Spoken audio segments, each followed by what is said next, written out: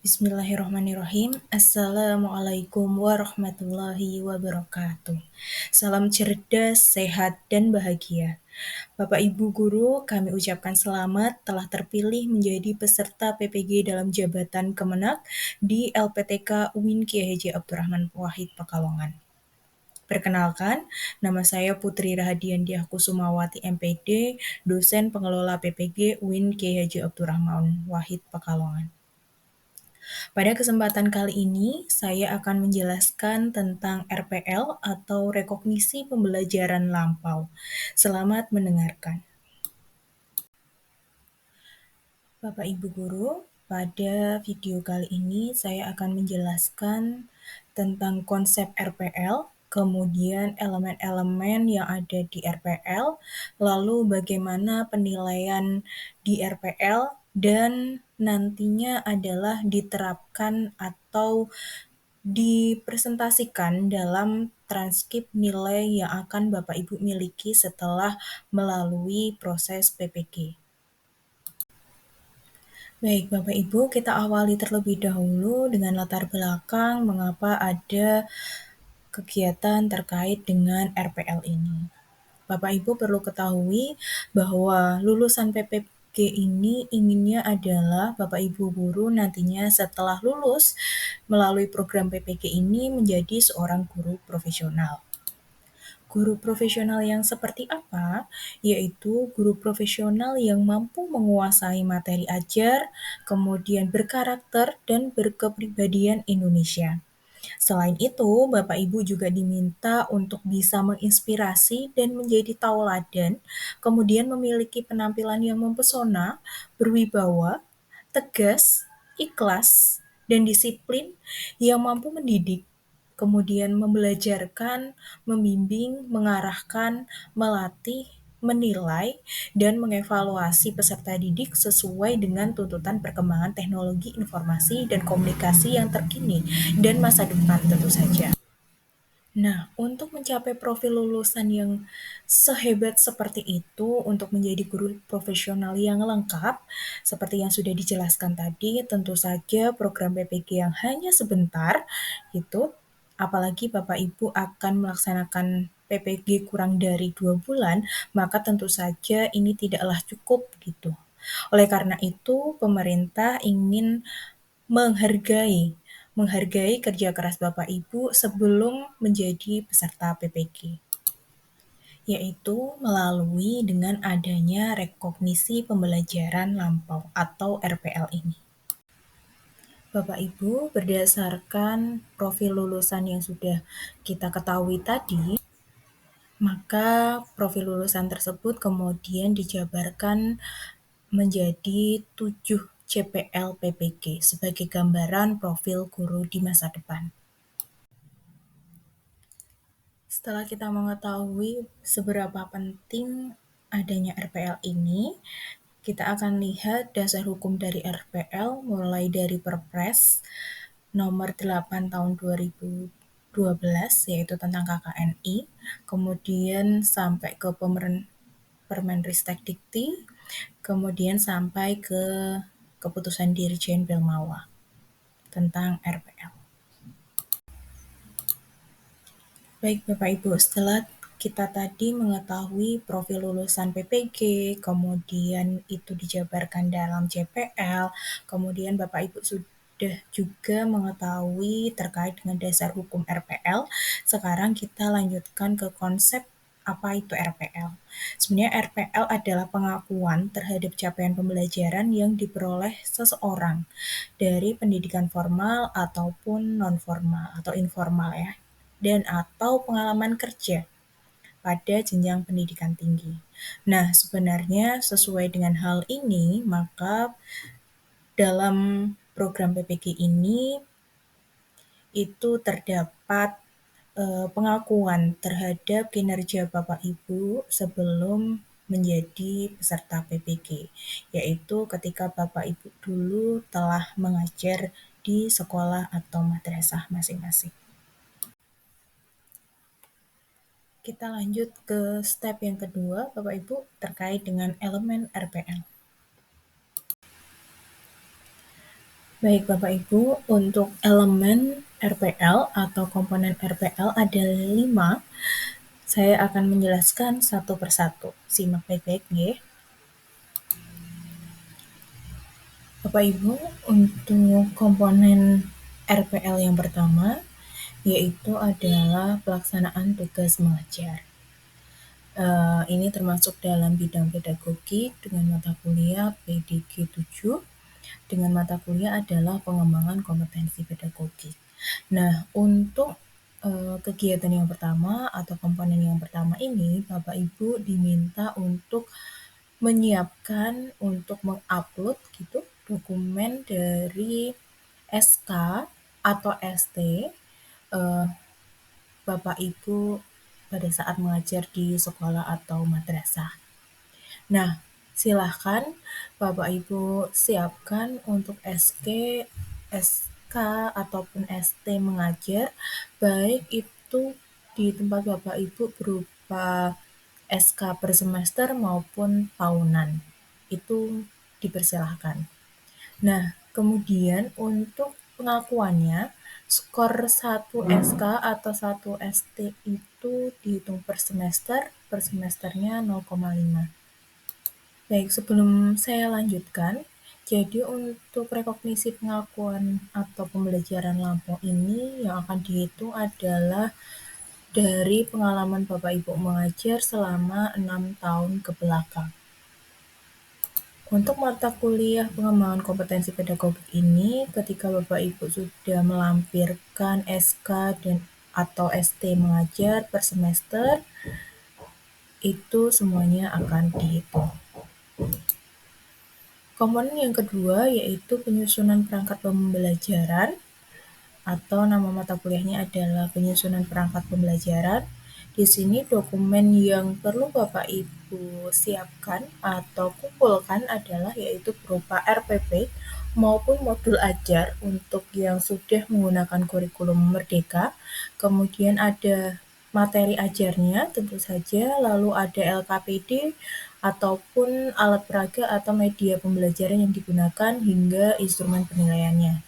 Jadi di sini dibutuhkan perangkat pembelajaran yang lengkap selama 1 semester atau per semester dikalikan dengan 12 semester untuk hasil maksimal di 6 tahun. Komponen yang ketiga yaitu komponen peningkatan kompetensi bidang studi. Di sini mata kuliahnya adalah pengembangan kompetensi profesional. Kemudian dokumen yang harus Bapak Ibu kumpulkan sebagai syarat pengakuan yaitu sertifikat atau piagam ataupun surat keterangan untuk mengikuti kegiatan ilmiah ataupun KKG atau MGMP atau forum sejenis yang masih berupa forum ilmiah ya Bapak Ibu. Nah, nanti akan dihitung 1 semesternya itu ada 0,5 dan itu dihitung per semester. Jadi nanti kalau 6 tahun ada 12 kali 0,5 jadi ada 6 SKS. Nah, untuk kegiatan ini itu minimal atau diharapkan minimal ada 5 kali kegiatan dalam 1 semester, Bapak Ibu. Demikian akan Bapak Ibu dapatkan nilai yang maksimal untuk mata kuliah pengembangan kompetensi profesional. Kemudian komponen yang keempat yaitu melaksanakan kegiatan administrasi kelas di sekolah ataupun madrasah dengan mata kuliah adalah pengelolaan administrasi pembelajaran. Nah, di sini Bapak Ibu diminta untuk mengumpulkan dokumen berupa surat keterangan dari kepala sekolah maupun kepala madrasah yang berisi adalah Bapak Ibu sudah melaksanakan atau melakukan administrasi terkait pembelajaran, administrasi penilaian, kemudian administrasi peserta didik, dan administrasi kegiatan ekstrakurikuler.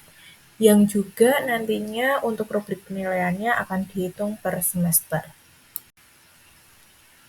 Nah, tadi baru 4 komponen, kemudian dilanjutkan ada komponen yang terakhir, komponen kelima, yaitu peningkatan keterampilan guru dalam karya inovasi pembelajaran dengan mata kuliah adalah inovasi pembelajaran. Di sini Bapak Ibu diminta untuk mengumpulkan dokumen berupa surat keterangan tentang karya inovasi yang sudah Bapak Ibu lakukan selama 6 tahun ke belakang. Nah, karya inovasi yang dimaksud di sini adalah yang pertama bisa misalkan Bapak Ibu pernah membuat modul media pembelajaran, kemudian pernah membuat pedoman praktikum, lalu pedoman praktikum itu bisa praktikum ibadah, itu bisa Bapak Ibu, kemudian membuat PTK, ataupun Bapak Ibu pernah membuat video pembelajaran. Nah, itu bisa di akui sebagai karya inovasi Bapak Ibu.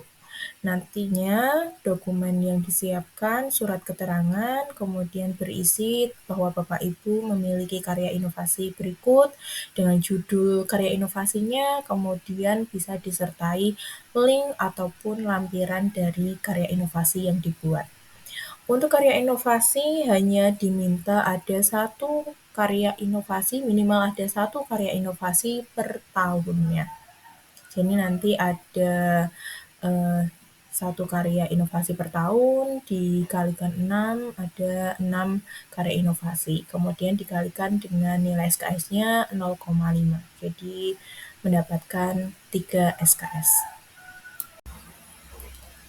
Bapak Ibu, demikian tadi elemen RPL yang perlu Bapak Ibu pahami dan kemudian disiapkan agar bisa mendapatkan nilai yang maksimal. Selanjutnya Bapak Ibu, berikut adalah rubrik penilaian RPL yang ada di Ungus Dur Pekalongan. Jadi yang perlu Bapak Ibu pahami adalah bahwa RPL ini nantinya akan menjadi nilai Bapak Ibu sendiri ketika telah selesai melaksanakan program PPG, dan penilaian untuk RPL ini karena memang adalah rekognisi pembelajaran yang lampau ya, jadi sudah terjadi Bapak Ibu, dan dokumen yang diminta adalah dokumen 6 tahun ke belakang, 6 tahun dari sebelum Bapak Ibu menjadi peserta PPG kali ini. Berikut adalah rubrik penilaian RPL. Untuk mata kuliah yang pertama, yaitu terkait pengembangan kompetensi pedagogik, Bapak Ibu bisa melihat bahwa Bapak Ibu ketika bisa menyiapkan atau memiliki surat keterangan atau surat tugas mengajar yang diakui selama 6 tahun hingga sampai hanya memiliki 1 tahun, itu tidak masalah, tapi nantinya akan berpengaruh pada nilai Bapak Ibu.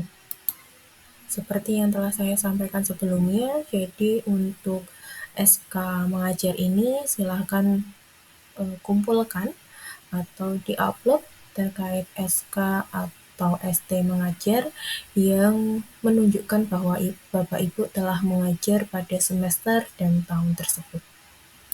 Lalu pada mata kuliah yang kedua, yaitu penyusunan perangkat pembelajaran, ini Bapak Ibu diminta untuk menyediakan atau menunjukkan bahwa Bapak Ibu pernah membuat perangkat pembelajaran yang lengkap mulai dari RPP ataupun modul ajar, materi ajar, LKPD, hingga ke penilaiannya. Jika memiliki semuanya lengkap, setiap semester selama 6 tahun, berarti nanti akan mendapatkan nilai di angka 80-100. Apabila berkurang dari itu, maka nilainya akan berkurang kemudian. Kemudian pada mata kuliah yang kedua, yaitu pengembangan kompetensi profesional, ini Bapak Ibu diminta untuk mengumpulkan terkait dengan sertifikat, piagam, surat keterangan, dan lain-lain sebagainya ya, yang menunjukkan kegiatan ilmiah, baik itu KKG, MGMP, ataupun forum ilmiah apapun, mau online, mau offline, itu diperbolehkan, itu buktikan dengan sertifikat, kemudian Usahakan ada lebih dari 5 kali dalam satu semester, nanti akan ada penilaiannya masing-masing. Baik, mata kuliah yang keempat yaitu terkait pengelolaan administrasi pembelajaran. Ini sama seperti yang SK tadi ya. Untuk yang poin keempat ini atau mata kuliah yang keempat itu diminta untuk menyediakan surat keterangan, baik itu dari kepala sekolah boleh, madrasah boleh, bahwa yang menunjukkan bahwa Bapak Ibu telah melaksanakan administrasi pembelajaran, administrasi penilaian, peserta didik, kegiatan ekstra, dan lain-lain selama 6 tahun ke belakang. Dan dihitungnya adalah per semester. Nah, mata kuliah yang kelima, inovasi pembelajaran, ini Bapak Ibu diminta untuk menyediakan dokumen surat keterangan yang berisi bahwa Bapak Ibu pernah membuat satu karya inovasi, baik itu modul media pembelajaran, pedoman praktikum, PTK, video pembelajaran, dan lain sebagainya yang bentuknya adalah inovasi, usahakan tiap tahun ada sehingga 6 tahun ke belakang bisa terpenuhi semuanya. Nah, hasil penilaian dari RPL tadi itu menjadi skor, kemudian akan kami ubah menjadi bobot nilai, kemudian akan menjadi nilai dan predikatnya. Dalam nantinya akan terlihat dalam transkrip nilai Bapak Ibu sekalian. Baik, berikut Bapak Ibu contoh transkrip nilai. Jadi ada program studi, tentu saja judulnya, nomornya masing-masing Bapak Ibu, kemudian ada nama Bapak Ibu, insya Allah akan tertuang di sini. Kemudian ada CPL-nya yang tadi kita bahas, ada 7 CPL berdasarkan dengan profil lulusan program studi PPG. Nah, untuk isi transkrip nilainya seperti ini Bapak Ibu. Jadi ada 5 mata kuliah yang berada di rekognisi pengalaman lampau. Jadi 5 mata kuliah ini yang akan dinilai atau Bapak Ibu akan mendapatkan nilai untuk mata kuliah ini berdasarkan dari RPL yang Bapak Ibu kumpulkan.